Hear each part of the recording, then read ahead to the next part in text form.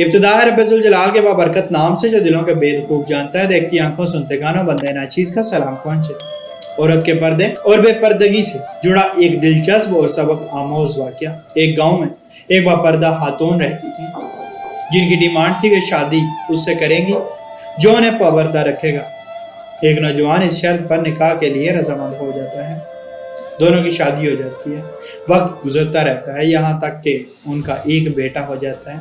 एक दिन शौहर कहता है कि मैं सारा दिन खेतों में काम करता रहता हूँ, खाने के लिए मुझे घर आना पड़ता है जिससे वक्त का ज़िया होता है, तो मुझे खाना खेतों में पहुँचा दिया करो। बीवी राजी हो जाती है। वक्त गुजरते गुजरते एक और बेटा हो जाता है जिस पर शौहर कहता है कि अब गुजारा मुश्किल है, तुम्हें मेरे साथ खेतों में हाथ बढ़ाना पड़ेगा।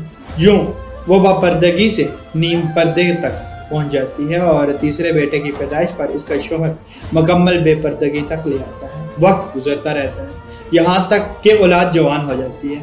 एक दिन यूं ही बैठे बैठे शौहर हंसने लगता है। बीवी सवाब पूछती है तो कहता है कि बड़ा तू पर्दा करती थी, आखिरकार तेरा पर्दा खत्म हो गया, क्या फर्क पड़ा पर्दे और बेपर्दगी का, जिंदगी तो अब भी वैसे ही गुजर रही है।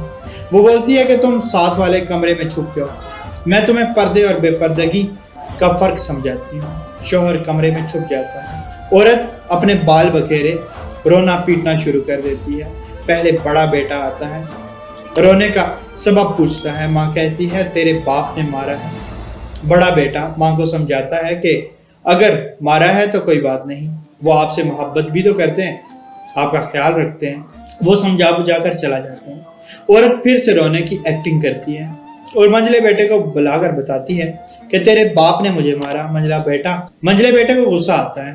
वो बाप को बुरा भला कहते हुए माँ को समझा बुझा कर चुप करवा कर चला जाता है। आखिरकार औरत यही ड्रामा छोटे बेटे के सामने करती है। छोटा बेटा तो गुस्से से आग बगोला हो जाता है और जोर जोर से गालियां बकते हुए डंडा उठाता है और कहता है कि अभी बाप की खबर लेता हूँ। फिर औरत शौहर को बुलाकर बोलती है कि पहला मेरे पर्दे के वक्त पैदा हुआ तो उसने तेरा भी पर्दा रखा, दूसरा नीम पर्दे के जमाने में पैदा हुआ तो तेरी आधी लाज रख ली, जबकि तीसरा जो मुकम्मल बेपर्दगी के जमाने में हुआ तो वो मुकम्मल तौर पर तेरा इज्जत का पर्दा उतारने गया है।